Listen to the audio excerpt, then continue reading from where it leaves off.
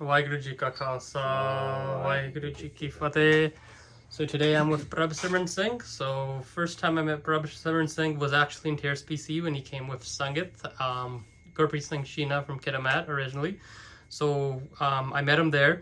And to be honest, I did see you in a couple other pictures before. So that's good to know. So Prabhsimran Singh. So today we're going to learn about Prabhsimran Singh's journey to Sikhi, as Prabhsimran Singh is born in a non-Punjabi household, and it quite fascinated me to hear his story and to share it with you guys as well. So just to start off, Prabhsimran Singh, so when did you find out about Sikhi? Like what? Yeah.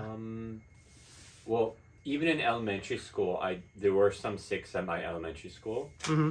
And in grade 7, I remember hearing about the first Amrit Sanchar. Yeah. And there is one interesting story from elementary school. I was a lunchroom monitor. Mm-hmm. In grade 7, we look after the younger kids. And there was one child, he had a kirpan, Yeah. grade 4, grade 3. Yeah. And another child that wasn't Sikh, he came up to me as lunchroom monitor. There's no teachers in the classroom. He said, so-and-so, they have a knife.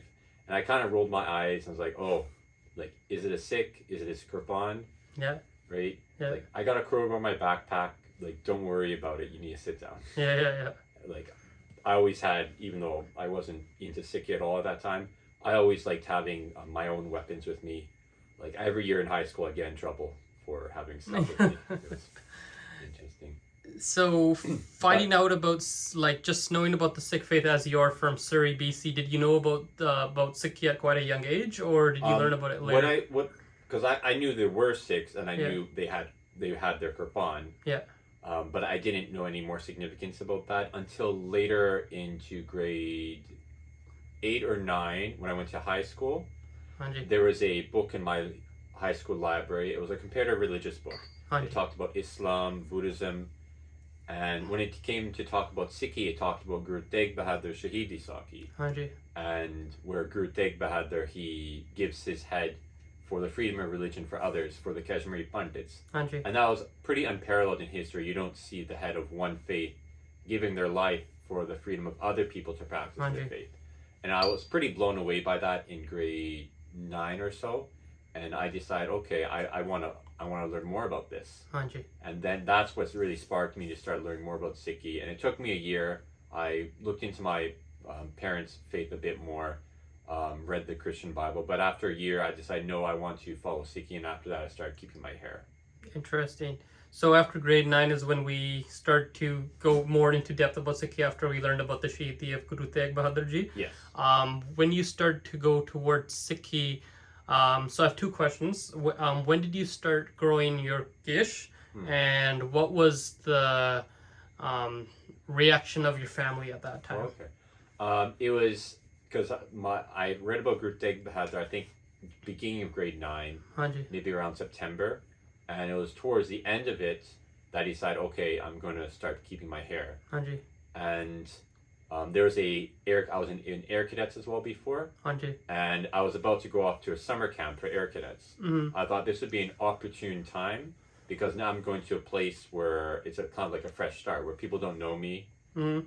And so I'll be kind of away from my family for a bit. Hanji. And so I decided in that time, that would be the time I'd make the change. I'd read through the Christian Bible. I'm like, no, I'm firm in what my decision is.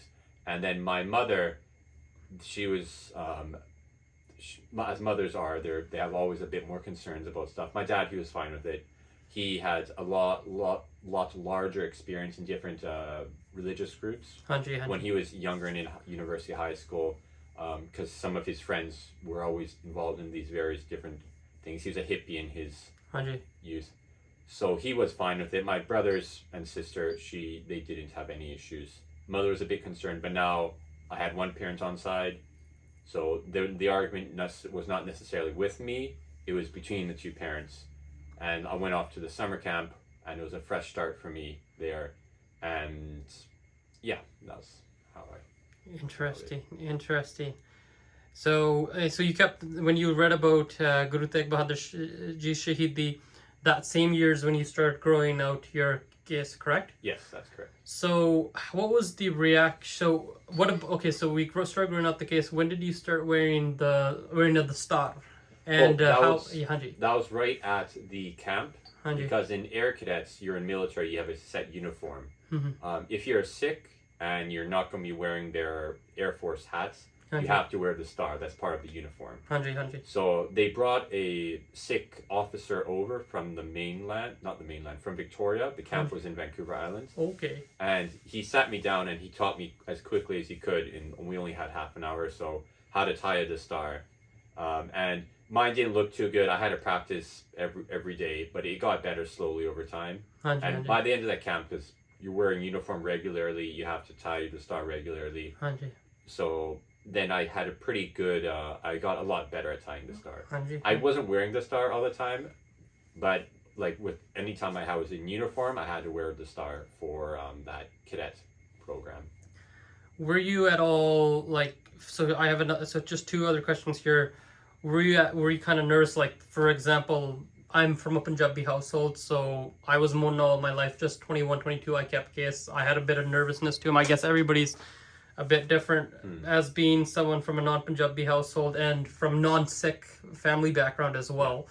Keeping case and coming into society where everybody knows you and stuff, was there a bit of nervousness, and what was the reaction amongst people that you knew pretty much?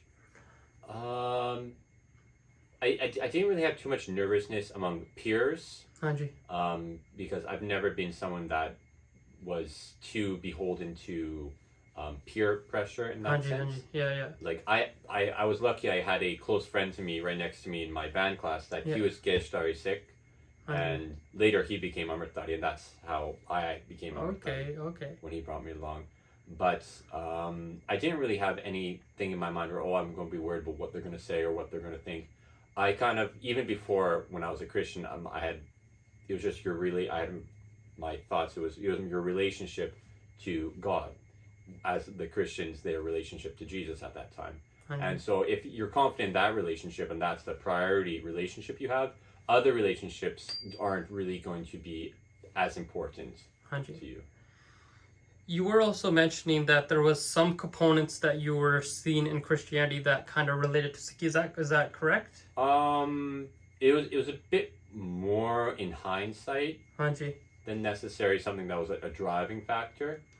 Like in hindsight, you can see some interesting parallels with the story of Samson, for example, in the Christian Bible, where he was a Jew that was given a lot of Shakti power from Waheguru to deal with the enemies of the Israelites during that time. And one of the source of his powers was his uncut hair. And among other things, like he was not supposed to eat any dead animal, any meat or drink. And he broke those other things. But the last one, he still had his power until his hair was cut. Wow. And even after his hair was cut, he lost his power. They gouged his eyes out. They had him inside the big pagan temple. And they're celebrating. They defeated their enemy. And he's doing it in Ardas, Samson. Like, Waheguru, please give me power one more time. And this is an interesting thing about how Waheguru is so forgiving. His hair is growing back, right? Even us today, as many times you cut your hair, it keeps growing back. And it started to grow back. As he does this Ardas, his hair starts growing back even quicker. And he gets power one last time. He's chained up to two giant pillars, and he brings them down and kills all of the leadership of the Philistines at that point. And killing himself in the process as well. So that was something I saw more in hindsight, not necessarily a driving factor at the beginning. Since keeping your case, of course, you've grown as an individual yourself too. Because everybody has their own vichara in regards to case. What do you feel like is the thing that causes the power within our case? Again, it's an extension of us. It's a part of us. So, but if you were to say from your hindsight in a way, right, from your vichara, what would you say would be the reason that why case would give us strength? Because a lot of people, most people would think that how can hair give you power, right? In the case of Samson, I don't think it was necessarily the hair itself, but it was when you have uncut hair, you have a connection to a Waheguru, to a Kalpurk, right? And it was that connection that gave him strength. And when he cut off that connection by cutting his hair, that's when he lost his strength.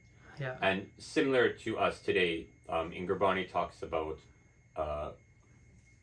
doing when we do Simran, that Nam, it starts to flow through our Kish. Hanji. And but I'm not. Hanji, ठीक है. And with Sikhi and stuff, right? When you read about Guru Tegh Bahadur Shahidi, that was definitely a strong impactor on going into word Sikhi. But what was within Sikhi? Because you did grow up Christian, right? You later I wouldn't say necessarily I grew up exposed to Christianity. My father, he never went to church with us. My mother, she brought us to church, but not when we were really young. Like, we were never baptized, to my knowledge. Just when we were about, I don't know, not really young, but old enough to think on our own of some things. Yeah. To expose us to us, because otherwise you're forcing your kids to be atheists if you don't expose them to other religions. And so she went with us to church, just my mother and my siblings, just for a couple years. And so we were exposed to Christianity, and I took it up a bit more maybe than my brother or sister did. My sister, though, she's now gone back into Christianity a bit more. Okay. So, and with your siblings, you have one, two, how many siblings do you have? I have an older half-brother Hanji. and older sister, younger brother. Okay. And are they Christians as well, or are some of them atheists? My brother's not into much at all. Yeah. My sister, though, she goes to church again now. She's made me give her rides. Hanji. Drop her off. Yeah. And with Sikhi, so at a point, before you start going towards Sikhi, would you say that you were a Christian at that time until you started learning about Sikhi, or were you kind of trying to find out what really works for you? Because you were in comparative studies like religions. Were you? How do you explain during that time when you started going towards Sikhi?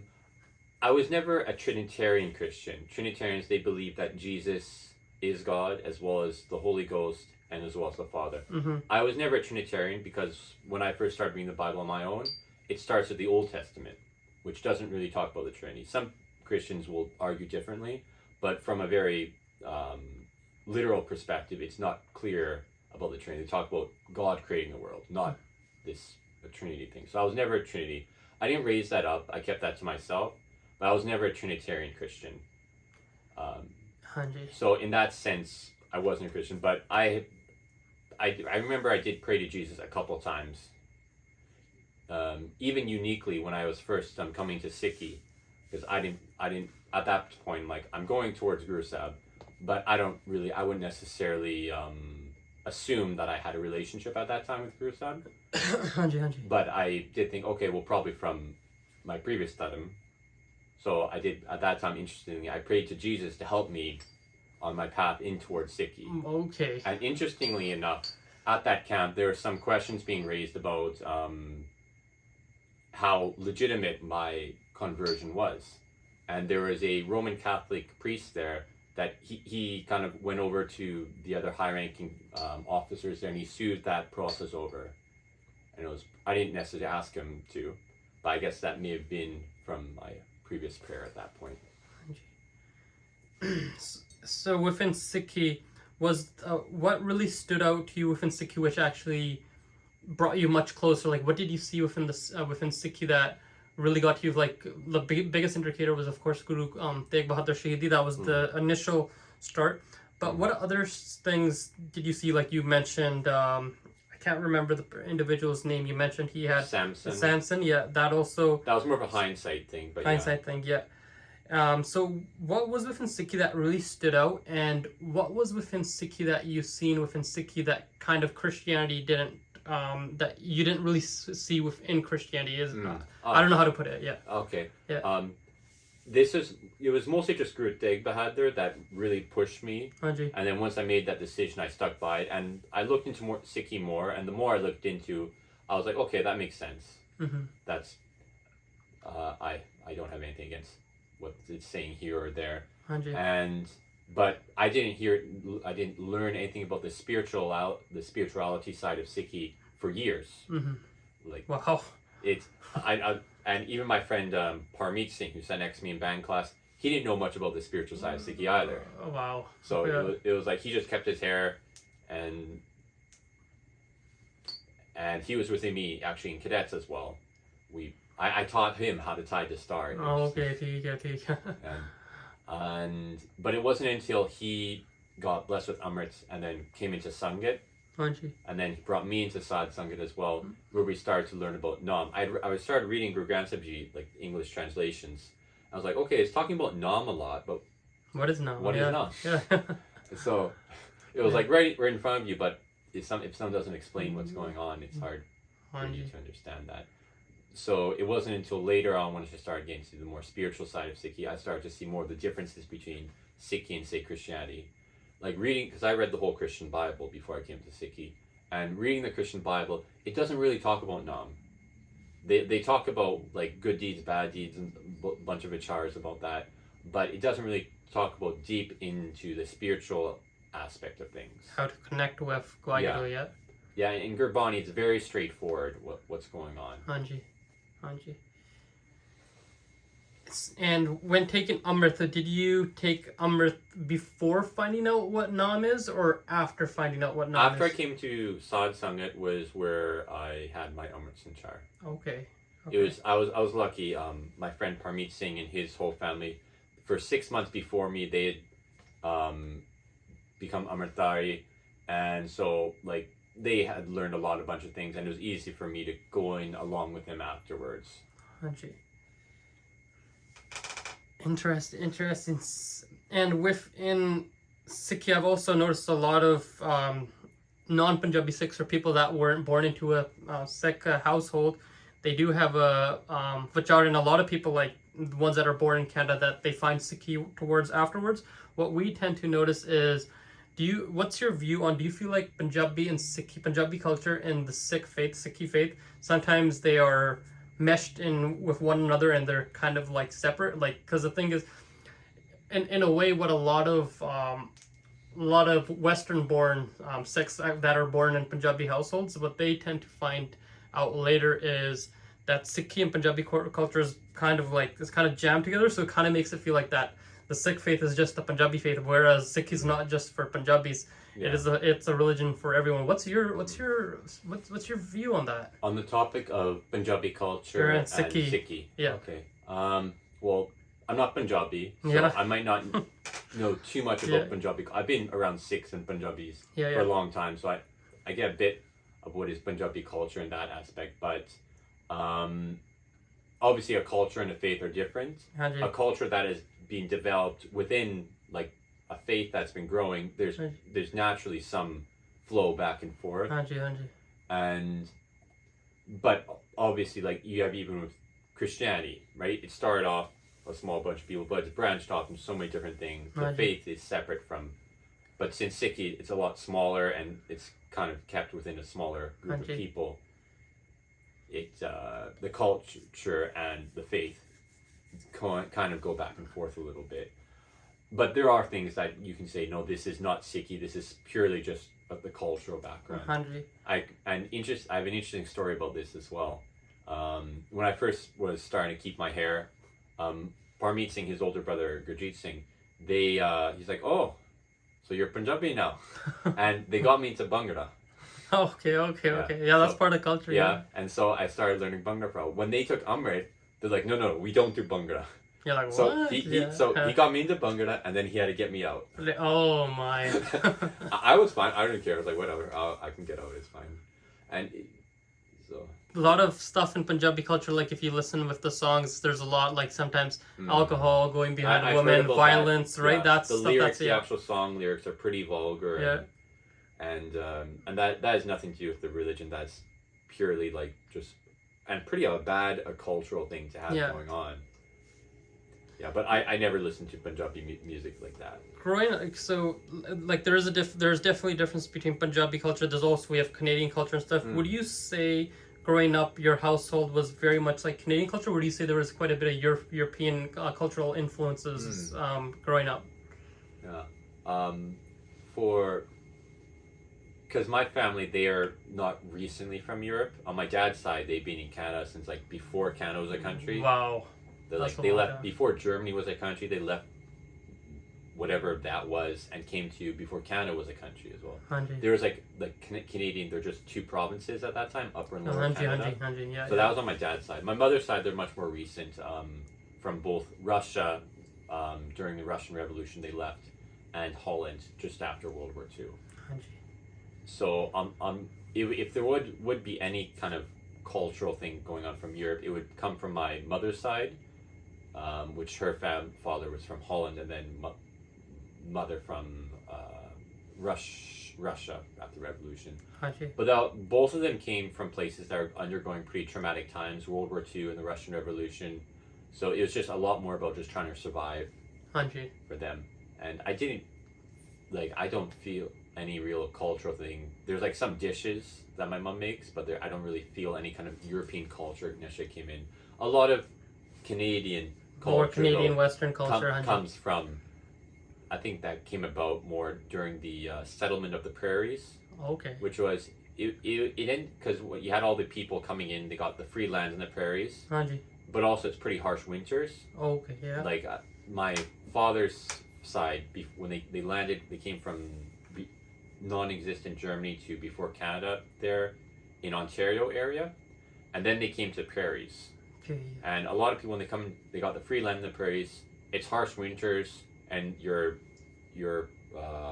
far away from too many other people. It's sparsely populated, so you have to work with your neighbors and cooperate in order to survive. And that kind of builds a nice culture, right, where you're wanting to help people, wanting to cooperate, and it's because you had to, because in order to get through the winters there, and everyone's coming from all these different countries, not too many different countries, more Northern Europe, and coming in, settling in the prairies, and they had to get along with each other, they had to cooperate, and so that did build a nice culture, which I guess became more Canadian, as you'd call it, wet mainstream Canadian culture today. But yeah, mostly growing up, that was kind of the standard. More Western Canadian culture. Western Canadian culture that I grew up in. And I don't know, I think both of us would kind of have like different backside stories. Like me and Gurpreet Singh were both from the north. It's more of a European native area, whereas you my mother actually, she grew up in the north. Oh, from the north, Hanji. Yeah, and so she has some stories about her, I guess, similar to your guys' experience there. I think Lumbee, BC was her hometown. Lumbee, BC, okay. So it's kind of different for, like I was saying, it was kind of different for me and Gurpreet Singh. Gurpreet Singh's from Kitimat, I'm from Terrace, right? So we grew up in an area that was, there was a lot of Punjabi Sikhs at that time, of course, the lumber mills and all that. But of course, a lot of the area was European and First Nations at that time, whereas Surrey is more of a diverse area. But there's a lot of Punjabis, right? Yeah, Surrey mostly, growing up, mostly European and Punjabis in Surrey. Hanji. So growing up in an area that's quite diverse, especially today, it's quite diverse. But you always had Punjabis around and this and that, but you grew up in a household that was more Western Canadian culture. Like for my example, the kind of struggles that I kind of deal with is, you could probably relate, is my Punjabi is not very great. I'm not very fluent. Like in the cities and stuff, it's, for me, starting off right now, it's a little bit easy. It's a little bit difficult to just mesh in with the Punjabis from the lower mainland, because there's, of course, although we're both Punjabi, but the culture of the Punjabis in the north, the way that they live, they talk and stay is a lot different than the lower mainland. Did you notice you had any, although you did always had Punjabis around, there was always that little bit of that influence, but did you, or even within the Sikh faith in general, did you notice there was any like struggles or hardships for yourself with trying to go about things like coming into Sangat and all that? Or was there any difficulties? I was really lucky. I was really blessed because I had a core friend group right away in my journey into Sikhi. Like my friend that I was already friends with him before he was Amritari and I was Amritari. We're in band class together. Yeah. I'd been to their house. We were pretty good friends. We went to each other's birthday parties and stuff like that. And then coming into Sikhi, it was his family that brought me into Sikhi, and then I was part of, they had a group of their cousins as well that came to Sangat. So I had a core group of friends going into Sangat. So that was my core group. I didn't really face any struggles like that because I already had a core group So that you're I already identified exposed, with yeah. that would support me, and I supported them. Hanji. So I was really blessed and lucky. I didn't have any of those issues like that. Nice. So you're already. It was nice to have that little bit of a support basis that you were already exposed to. It made a lot of things probably. Had I not had that, probably I would have faced a lot more struggles. Yeah. I was also going to mention something if you're comfortable with it, but with marriage and stuff, if you're fine speaking about that. So you just recently got married in Punjab, right? Of course, with a girl of Punjabi background, of course. So you married a girl, and she's planning to come here, of course. But you did mention how many times have you been to Punjab? I just went. This is my first time. I went for 6 weeks. Yeah. And to get married. So, of course, you're always brought up here. Same with me. I'm born in Canada. I've only been there 3 times. The first time I went, I don't even remember. Last time I went when I was probably 18. I probably remember when I was 18 or 12. But just being in Punjab and then just being in Canada and stuff, you did mention that if you had an option to possibly move back, I was quite surprised, right? But you've already been exposed to Sikhs and Punjabis here, so it wouldn't be too much of a surprise. Yeah. But you mentioned that that would be kind of like an option, like you wouldn't mind to move back to Punjab. So, what was in Punjab that you kind of seen? I guess it's hard for me. I kind of want to learn from my side too, because Punjab's kind of like a foreign land to me. Although I am of Punjabi descent, it's still quite foreign, the culture and all that. What was in Punjab that you've seen that was kind of like, hey, this is somewhere I might consider going if It was just the Sangit, having sung all the historic Gurudwaras there. Like, it just felt like home. Okay. Like here, obviously home feels like home. Yeah.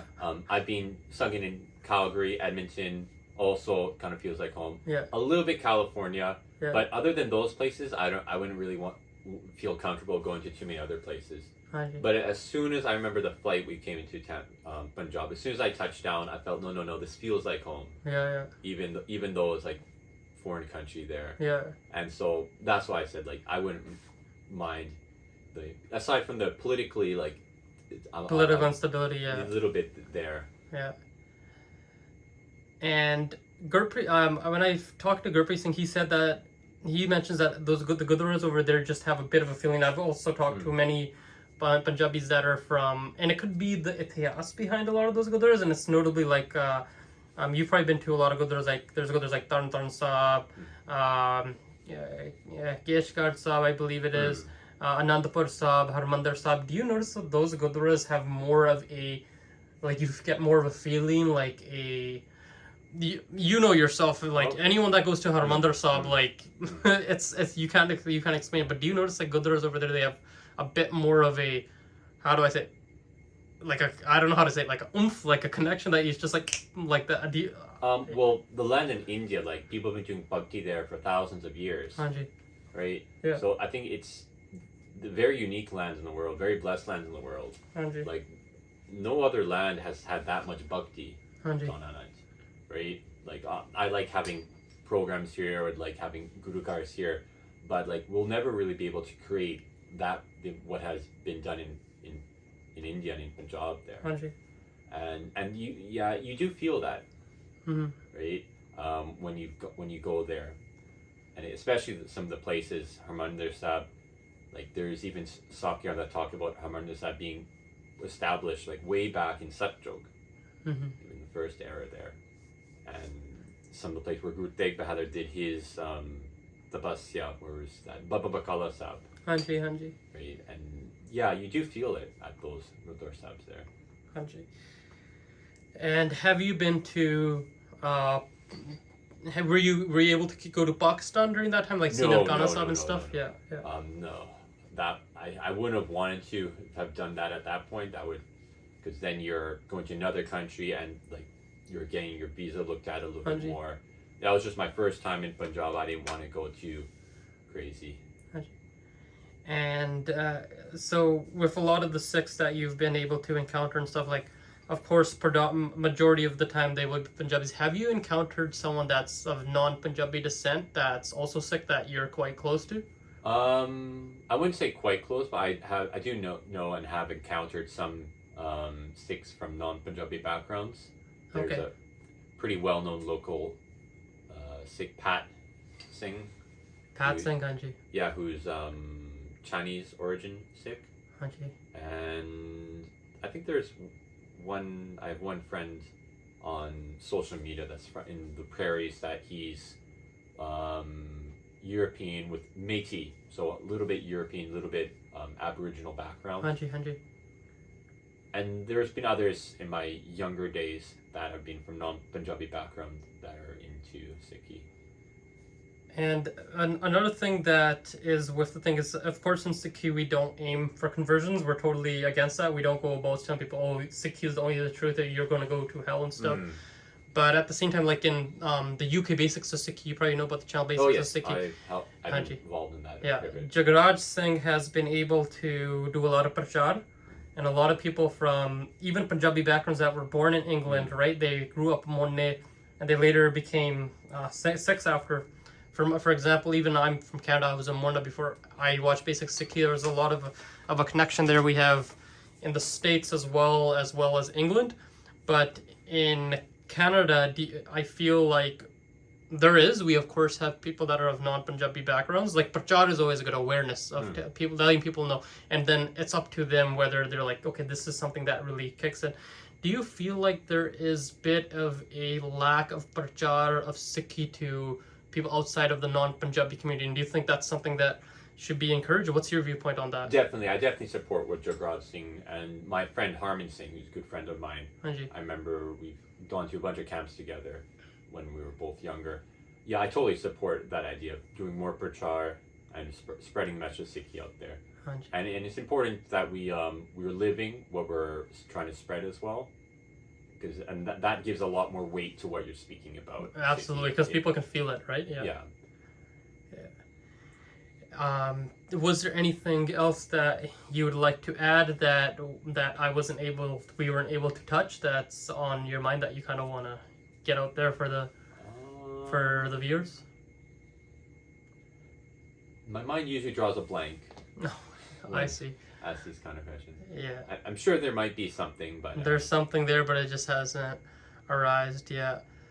Was there any as a Singh who's from a non-Sikh family background, non-Punjabi background, was there any sort of a message or something that you'd like to give towards the end of the video about Sikhi, or is there anything that you wanted to basically say for anybody that's out there that's interested in Sikhi, that, let's say, because I know there's a lot of viewers, like I have some viewers that are like from Gode backgrounds, right, or non-Punjabi backgrounds, or even people that are from Punjabi backgrounds that are born in Canada, but they grew up in Monne, of course, and stuff, and they're kind of interested. Was there anything that you want to say for someone that's interested in Sikhi that wants to go forward, but they're still a little bit on edge? Is there anything that you'd want to say?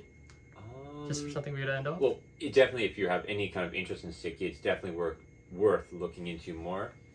And it's for Sikhi, because the way we're looking at the world, if you're not into Sikhi, you're not really seeing the full picture of what's going on. Mm-hmm. And it's not something you want to live your life going through and not be seeing what's actually really going on around you and be missing out on stuff then. Hanji. Like you mentioned, when you got into Sikh, you learned about Guru Tegh Bahadur Ji. You didn't learn too much about the spirituality side. You later found out with hanging with Sangat and stuff like that. Yeah. Was there anything that, if someone would want to go to Sikh, any advice if they have chosen the step, they're like, okay, I want to kind of go further. Was there anything that you would want to let any viewers know that are interested in Sikh, that, let's say they've looked into it, but some stuff that you kind of, I wouldn't say missed out because it's all hukam, but something that you would kind of advise for them to do on their journey to Sikhi? Like, one is, of course, we kind of answered, is get some Sangat. Sangat can always support you. Naam, is there anything else that you kind of wanted to say if someone's going on the path? It definitely ties back to Sangat, because Sikhi is not too much of an intellectual game. Because if someone like, oh, I want to look into Sikhi, and they just sit by themselves trying to go through everything, and then they'll end up going into doubt, having different arguments, and they'll get confused, and be like, oh, who do I follow? But if you're in Sangat, then immediately you'll get more of a debate. But what you should be following, what you should be looking into. And if you're following your own mind, and maybe you'll get into a fair bit on your own, but you have to come to Sangha. You have to talk with other people who have been following Sikhi and find out how we're supposed to go forward. And Prabhsimran Singh, are you able to understand Punjabi or just some parts of the sentence? Mostly some parts. It's gotten a lot better. Like I can do kirtan, I can read Gurbani. I was really lucky. My high school, they had Punjabi classes. Oh, okay. So I even in high school I was able to learn Gurmukhi. And if someone doesn't already know Gurmukhi, it's not that hard. Right? Like you just say, have a big chart, Uda Erda Yudi, and you just say it, you write it out as you're saying it. Like you do that every day. You just copy, because it's just another set of symbols, right, for another set of sounds. We learned ABC, you can learn Uda Erda. And like it took me about a month or so. Wow. Like before I even took my Punjabi class, I wanted to already know Uda Erda beforehand. And so, but you just have to be disciplined. Yeah, like every day you have to continually be doing it. But it only took me a month. It's just another set of letters. How long did it take you to learn ABC? Pretty much. Like anyone who's Punjabi or even into Sikhi, like they should be learning Uda Erda. I know it's, and there's just one last thing that I'd like to ask. We also mentioned about you starting to keep your cash and stuff. That was something that was more natural. Another thing is I'm assuming you weren't, when you were on your journey to Sikhi, you weren't really taking any alcohol or drugs that time. Even and what before, about meat, Hanji? Well, meat. I only became vegetarian about just before I became Amritdhari. Okay. Right? Okay. But for alcohol, even when I was kind of into something close to Christianity before, like I was never into alcohol. When people ask me what kind of Christian I was, I'd say one of those groups like Puritan Christian or something that didn't drink alcohol. Okay. Because you don't need to do it, like you don't get anything out of it. And I hear all the stories about people getting drunk and doing all this weird bad stuff. I thought it was, why would you take something that makes your head unstable? And what also even kept me a lot away from drugs or something. People talk about having bad trips, right? You do something, you start hallucinating, you start seeing things. Even before, like I was totally sober, but sometimes once in a while I get something like a sober bad trip. And that once I took Amrit, whatever that was, it stopped. So I don't know if that was some weird demonic thing or something going on. But once I took Amrit, like there's nothing weird going on with that. And with the meat, you said I stopped eating meat just a little before taking Amrit. Yeah, couple months before. Was it difficult to stop? No. Yeah. I was lucky. It was a lot more natural for me. I started to become a little bit more disgusted with it. Okay. Right, because it is a dead animal. Right, and so I didn't have any weird cravings or anything like after that. So I was pretty lucky. Like maybe other people would have been harder for them, but I was pretty lucky. It was more natural, okay. And did you notice that was more of doing Simran, this and that started to connect that, hey, this is probably something that I shouldn't eat, or this thing's disgusting? It was pretty clear, because some of my friends, they had taken Amrit 6 months before me, and they were eating meat before, so it was a similar journey, but they already had to do it 6 months ahead of me, so they knew. I learned from them very quick, like they'd stopped their eating meat, and so I knew in my head, like if you take Amrit like that, you got to give that up. Hanji. Well, it was great having an interview. I almost 40 minutes of our time there. It went by. Didn't seem like it was that long. Do you remember anything that's on the top of your head before we finish it off that you wanted to talk about? Well, just to touch in on maybe if anyone's experiencing any kind of weird issues with something of the supernatural state. Like I used to have real bad nightmares before. Okay. And just Gurbani and Simran, that can be definitely the cure for that. Any kind of prayer, even people from other dharam, like if people aren't having any kind of spiritual life, you may start to invite those things in, and without a kind of spiritual life, even from other dharam, there's not much to get those things out or keep those kind of stuff away. So if anyone's kind of any of your fans are experiencing anything like that, you can reach out to some of your local religious leaders and they can probably provide a solution to that. Or you can start reading. Sukhmani Sahib is really great for that, and doing bhakti on your own. ठीक है, thanks for having you here, Prabhsimran Singh. Waheguru Ji Ka Khalsa, Waheguru Ji Ki Fateh.